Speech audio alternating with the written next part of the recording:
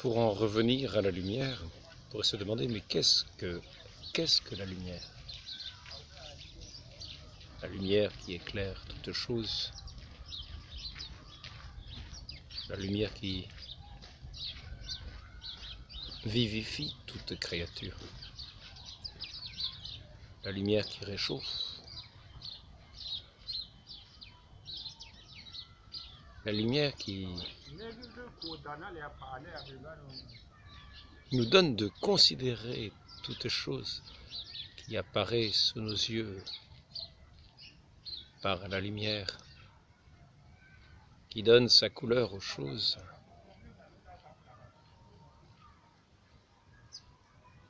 Mais qu'est-ce que donc la lumière?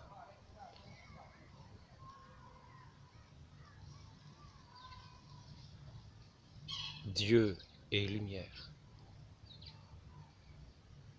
Dieu, on pourrait dire, est la lumière véritable, qui fait apparaître au jour toute chose de la création, tirée de la nuit, du néant.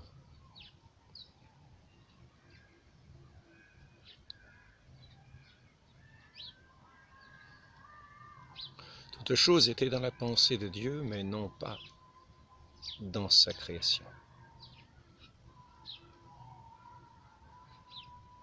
Toute chose était dans la pensée de Dieu, qui est dit aussi le Logos, le Verbe éternel. C'est par ce Verbe éternel que tout a été fait, est-il écrit.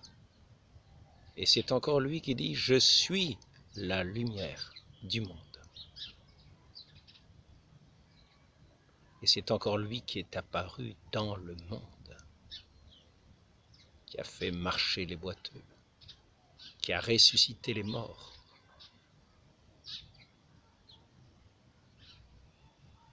qui a commandé aux éléments, qui a multiplié les pains, qui a rendu la vue aux sourds,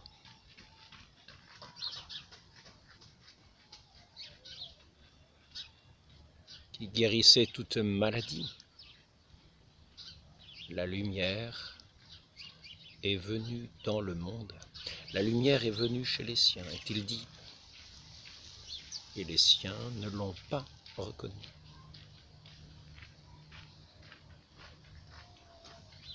La lumière est venue dans le monde. Celui qui est la lumière est venu dans le monde pour éclairer tout homme venant dans le monde. Et il est pourtant dit, le monde ne l'a pas accueilli. Mais à ceux qui l'ont accueilli, il a été rendu possible. Il est devenu possible de devenir un enfant de Dieu, fils de la lumière.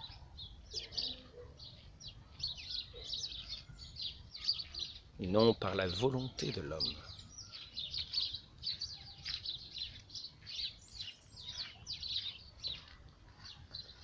ni par la volonté de la chair, mais ils ont été engendrés, sont nés de Dieu lui-même, qui est la lumière et qui leur a donné pouvoir de devenir fils de la lumière, et non pas fils des ténèbres. Comment se détourne-t-on de la lumière?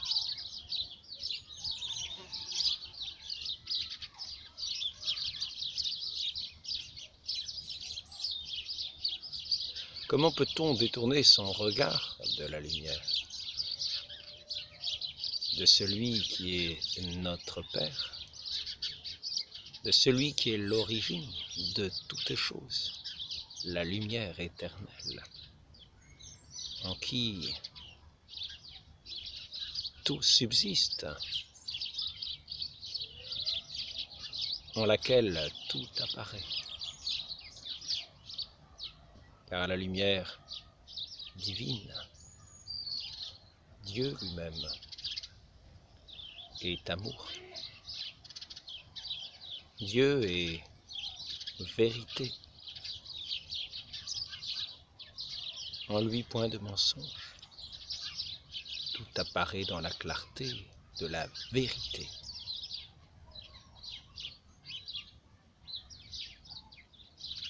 En lui est la beauté, sans rien de laid.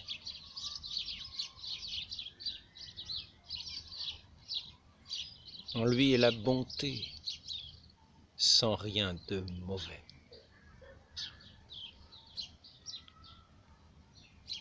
Et celui qui est la lumière de toutes choses et qui éclaire toutes choses, qui a créé l'univers de rien,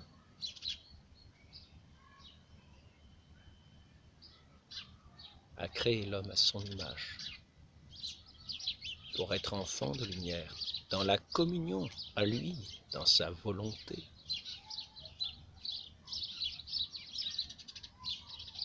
Il l'a créé avec un cœur pour aimer, pour l'aimer lui.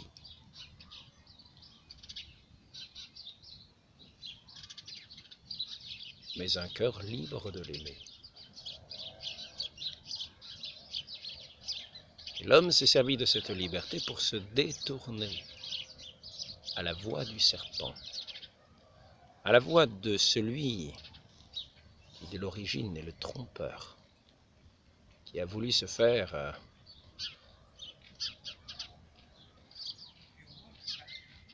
en se considérant,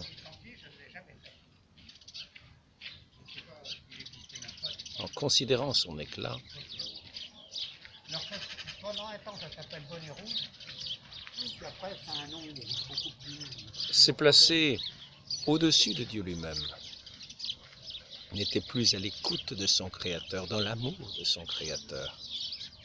Il est devenu un ange de l'ombre, un ange de la nuit, l'ange infernal. Et tous ses disciples, tous les disciples de l'ange infernal, sont à son image. Dans un orgueil démesuré, où ils ne rencontrent finalement rien de vrai que néant. Car la grandeur est de Dieu seul, la beauté est de Dieu seul, la vérité est de Dieu seul.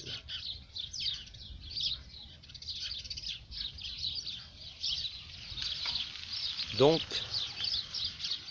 cet ange de l'ombre trouve comme disciples tous ceux qui l'écoutent et qui détournent leur oreille de la voix de Dieu pour écouter la voix de cet ange enchanteur et maléfique, car en lui, il n'y a pas de vie.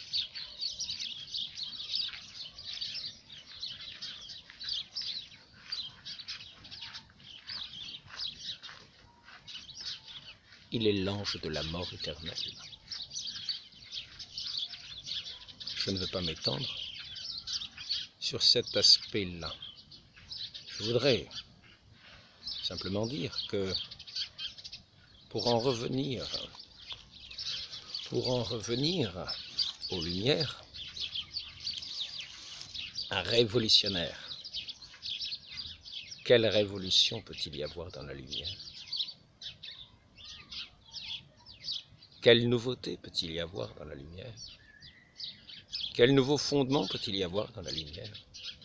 La lumière est éternelle. Elle est une grâce, un signe à toute créature venant au monde. Toute créature trouve sa grâce dans la lumière de Dieu. Quelle révolution peut-il avoir dans la lumière?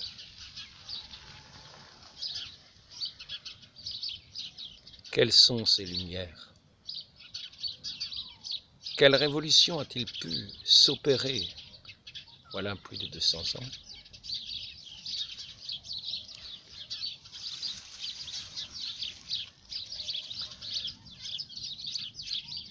C'est ce que je voudrais aborder maintenant, à savoir la question de la raison. L'autre jour, nous avons vu que la raison avait été tronquée à l'origine. Les philosophes ont parlé avec grande éloquence, grande réflexion des beautés de la raison humaine, qui serait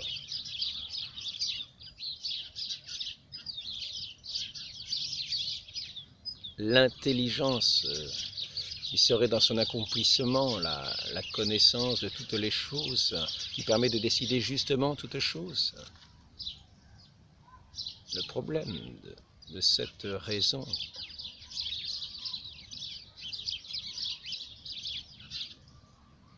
quand elle se détourne de Dieu, c'est que justement, elle ne décide plus justement de toutes les choses. Elle est viciée, puisque faite, comme toute créature, pour se tourner selon ses capacités vers Dieu et vers sa lumière qui est beauté, qui est toute sagesse, toute intelligence, toute bonté, tout amour, plénière, et qui se donne selon chaque être, selon ses capacités. Cette raison était faite aussi pour se tourner vers cette pleine lumière et atteindre ainsi la plénitude de ce qu'elle est, dans son union à Dieu,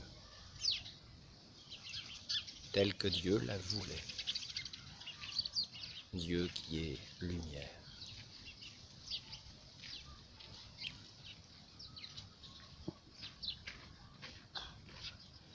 Or, la raison qui se prive de la lumière pour laquelle elle est destinée,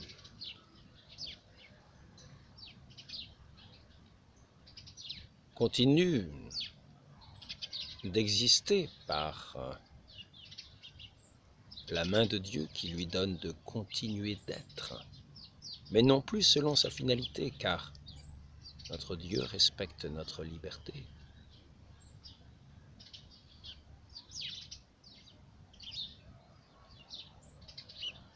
Ainsi, la raison humaine, se détournant de la lumière divine, est déchue de son état de raison.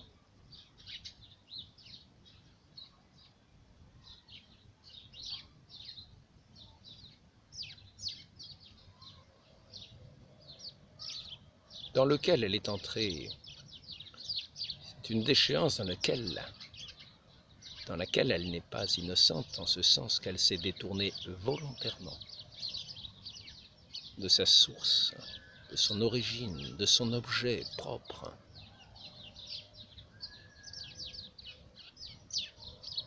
Et final, qui est la contemplation éternelle de Dieu. La raison, plutôt que la contemplation éternelle de Dieu, car c'est là plutôt la vocation de l'homme tout entier, qui est appelé à contempler Dieu éternellement. La raison, pourrait-on dire, serait plutôt le guide du cœur, ici-bas, pour le conduire à cette lumière que Dieu donne en toutes choses et que l'intelligence peut capter, que la raison peut capter, puisque c'est son objet propre, et ainsi disposer le cœur à l'aimer, à y adhérer. Attention Yvette, du 7. Avant qu'on arrive sur 20. Arrête, c'est tout. Mais non, mais c'est quoi alors? La raison qui perd l'objet, qui perd son objet pour lequel elle est faite,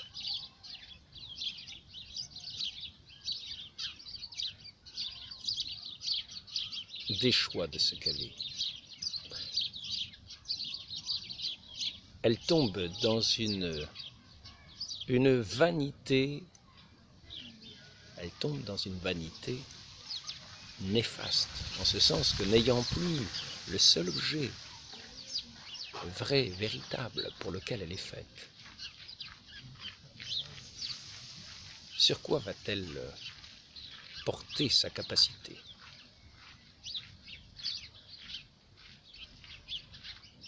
Notre Seigneur est le chemin, la vérité, la vie, nous le dit clairement. Nous n'avons qu'un seul maître. Et par conséquent, la raison qui s'est détournée de la lumière, ayant abandonné son maître véritable, se détourne vers un autre maître que notre Seigneur appelle Mammon.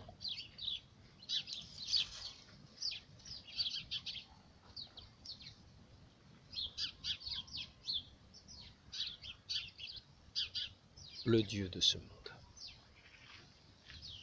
c'est-à-dire l'adoration du monde.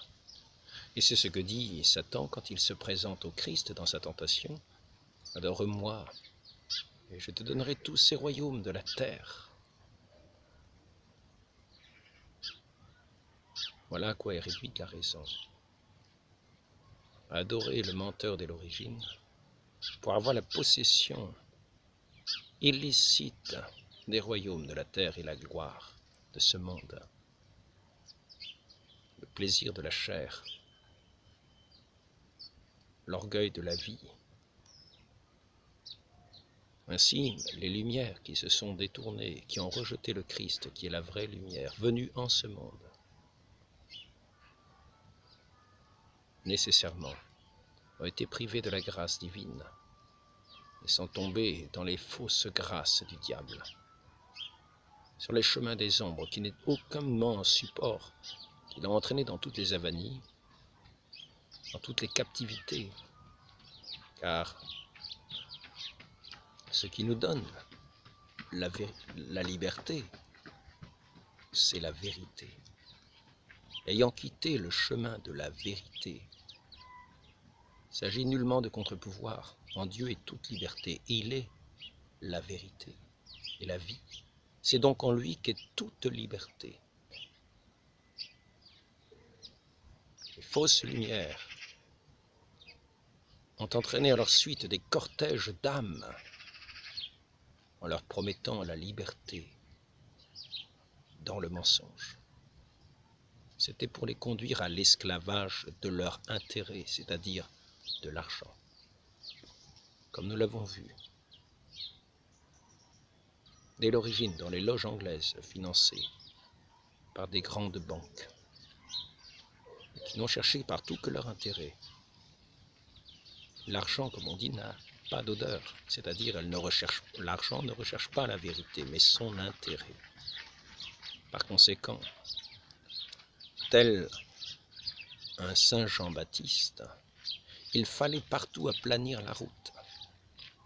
Ainsi, il a fallu réduire le royaume de France, qui était une autorité morale, car fondée sur l'évangile, tourné vers la lumière, un royaume de lumière dans ce monde de ténèbres. Partout le royaume de France avançait, il répandait la bonne odeur de l'évangile et les lumières éternelles sur tous les peuples, comme toutes les puissances catholiques de l'époque. Ainsi le mensonge a commencé par décrier ces royautés, espagnoles, françaises, toutes les puissances de l'époque, au nom d'une liberté qui était en fait un vrai esclavage de l'intérêt de l'argent. Voici aujourd'hui que ce monde est privé totalement de la lumière. Dans une nouvelle réinitialisation, comme une création nouvelle, non plus fondée sur l'évangile, non plus fondée sur la parole de vérité, non plus basée sur celui qui est la vérité, qui est la vie, qui vivifie toute chose et qui est la force de toute chose, qui nous donne de vivre dans la grâce.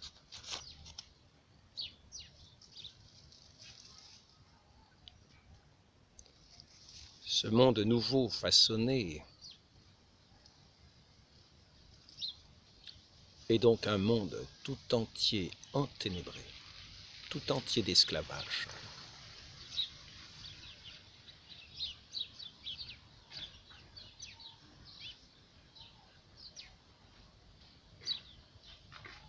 À qui appartient le royaume des cieux?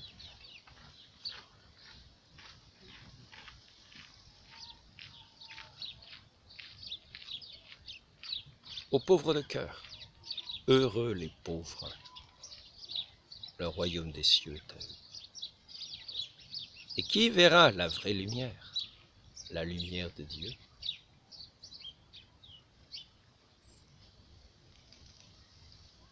Les cœurs purs, qui n'ont pas mis leur intelligence, leur cœur dans les biens de ce monde, mais qui en toutes choses rendent grâce à Dieu. Je m'adresse aux chrétiens qui tournent leurs yeux vers la lumière, qui ont rompu avec le monde, qui n'appartiennent pas du monde et qui ne sont pas du monde. Je les invite à sortir de leur réserve, à sortir de leur silence,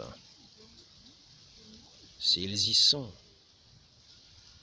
à sortir de leur endormissement, s'ils s'y trouvent,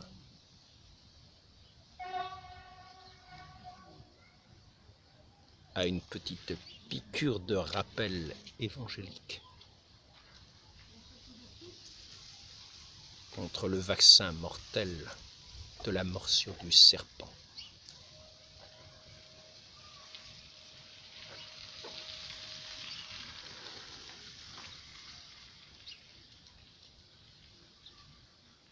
Car ce qui brise la chaîne de l'esclavage,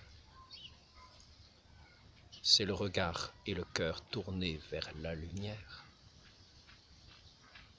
vers la vérité. Pour être un être tout entier agissant dans la lumière et la vérité. Car c'est ainsi que sont brisées les chaînes de Satan qui retient le monde tout entier sous son esclavage.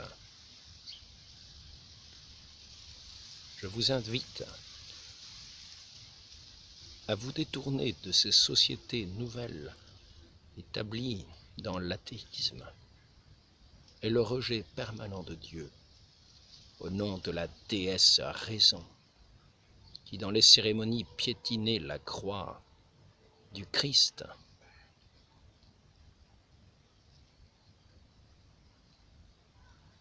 Croix sur laquelle a coulé le sang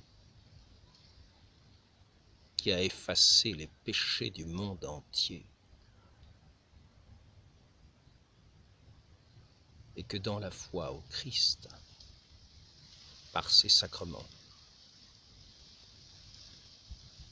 nous pouvons effacer de nos vies pour retrouver un regard pur, afin que le corps tout entier devienne un corps de lumière, à l'image des enfants de lumière, à l'image de Dieu.